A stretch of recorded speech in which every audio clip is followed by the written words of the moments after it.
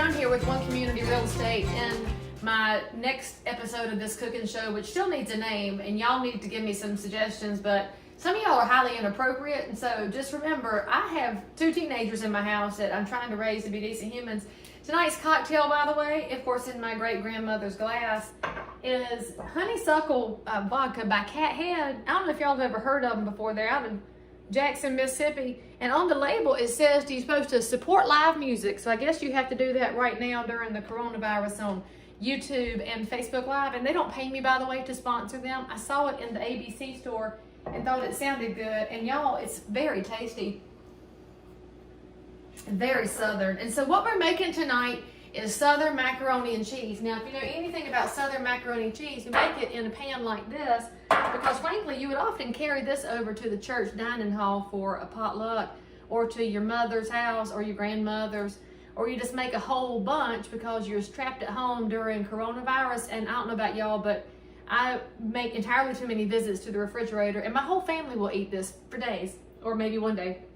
So what we need so far is a bunch of ingredients I'll show you in a second. And we got the oven going at 350 because pretty much everything cooks at 350. And then we need some uncooked macaroni. I'm using the very famous Teeter brand. And after I've used this box, I will switch to the Lowe's Foods brand in my pantry, because I don't believe in store-bought, fancy brands for macaroni. That's one of those y'all can't tell the difference on. Now let me tell y'all a secret about cooking pasta. You might not know this. You need to salt your water, and so I use kosher salt because I like kosher salt better. And so I'm gonna put in the amount that I think is enough, which is about yay much.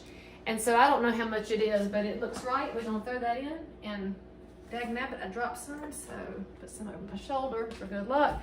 Now while the water's coming to a boil and I'll put in my macaroni, what we need to do, what we need to do is in a big bowl, we're gonna mix up all our cheeses. Now, I was so nice and helpful. I'm learning to be a good cook for TV. I pre-grated my Velveeta, because Velveeta is what makes it so creamy and smooth. And so if you've ever made homemade macaroni and you wonder why it's all chunky and gross, you obviously did not use Velveeta cheese product. And frankly, anything that's called cheese product is gonna be good. And then we're gonna add 1.5 cups of milk. I use 1% just because that's the one we like. And then we need 1/2 cup of heavy cream. And see, you can tell this is, don't look at when it's chunky like that, because that's just how cream does if you didn't shake it real good. Yeah, it's fine. And so we got 1.5 cups of milk, 1/2 cup of whipping cream, and then we're gonna put in, I like cheddar jack and not just cheddar. I don't know why, but we're gonna use the whole bag, which is however much they say it is on the bag, which 2 cups-ish. And then, because we like in this family extra cheesy things, we're not gonna waste any of that out of the bag. Let's scooch it out. And that's Publix brand. See, we spread the love amongst our local grocery stores. And now I'm gonna put in 2 cups of Colby Jack. And no, there's no special reason that one's a fine grade and one's a regular grade. It just happened to be what was on sale and what was available when I got to the grocery store. But y'all know that Lowe's often runs a buy 2 get 3 free special, so my freezer is often full of cheese, because frankly, how can you ever have too much cheese? It's just not possible. So let's get a nice spatula here. The water's still not boiling. We're just gonna mix up our cheeses with the cream and the milk. And this, y'all, is beautiful right here. That is just nothing wrong with that, unless you're lactose intolerant. And if you're lactose intolerant, you might not ever want to come to my house and eat. And if you're a vegan, pretty much the same thing, because I feel for y'all. But I guess you have CrossFit if you are a vegan, because you people are kind of cultish. But you know, more power to you. Do your thing, enjoy it. But please don't ask me to cook like that, because it's a sad thing I could not abide by. It could have butter, and I don't think you could live a life without butter. So anyway, we've got that mixed up, and then we're going to put in some seasonings. And I like, again, kosher salt. Now again, I'm using Morton's. You know, they're fancy, and so we'll put in some, probably a little bit more. Now the salt, y'all know the old adage with salt, right? You can put more in, but you can't take any out. And so I'm generally a little bit more careful with salt than I am with anything else. And something jumped off my hand, so we'll just spish it on out of there. That's just what happens. And we'll get some black pepper. And I like pepper to where I can see it. If you can't see it, you did not put enough pepper in there. And so we'll mix it in, make it nice and speckled up good. Because, you know, macaroni's terrible if it's bland and awful. That's like going to the old folks cafeteria restaurant, which I enjoy going to, full disclosure.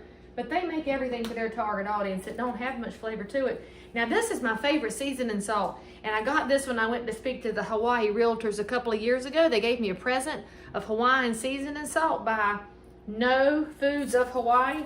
Y'all, this stuff is so stinking good, and it goes with everything. I think it's like the top of an everything bagel, but minus the bagel, and in controllable quantities. So stinking good. Now, y'all can add paprika or sage or whatever you're interested in, extra garlic. This one has like garlic and onion and pepper in it. So good. I have to buy it online now because I haven't been to Hawaii in a while, but if you're following me and you're a realtor, you can visit with me in Hawaii in 2021 if they ever let us travel again. So now it says, see if you're content with the taste. Nope, needs more seasoning. Because remember, you can add it in, but you can't take it out. So let's mix some more of that in. It's pretty good though. Mixed it up good. It's gonna need a little more pepper. And we're gonna need to see how that looks. Now this is what you're dealing with. See, you just stir in milk, cream, and cheese and seasonings until you're happy with it. That's about good. A little bit more salt. Look, y'all, I did my little dance and the cat came walking over here like I'm fixing to give her some of this. Not happening. But if the camera shakes, it's not my fault. It's the cat was already rubbing up against the tripod one time. All right, now we're gonna add eggs. You need 2 eggs in there.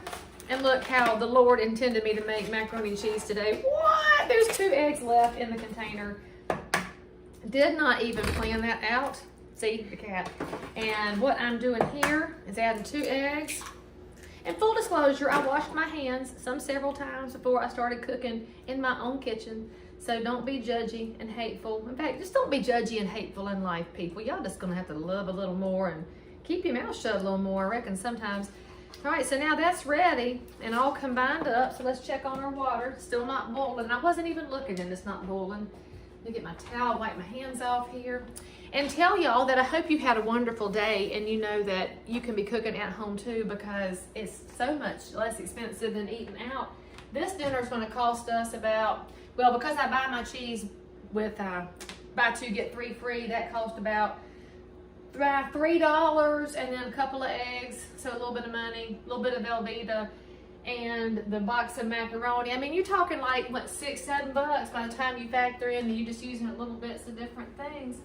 Now, I'm not going to get my Crisco out to butter my macaroni pan. I know, right? But I use Crisco for bacon, but I'm gonna spray it down because I like to reuse my aluminum foil pans. I don't know if the rest of y'all were raised like that. My mother always had a Ziploc bag drying on the spigot at the sink because we reuse Ziploc bags and everything else because we often were not full of extra things growing up.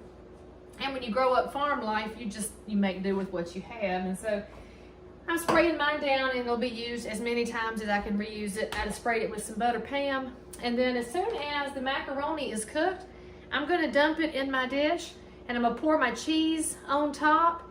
And then I'm gonna bake it at 350 for 35 minutes, maybe 40.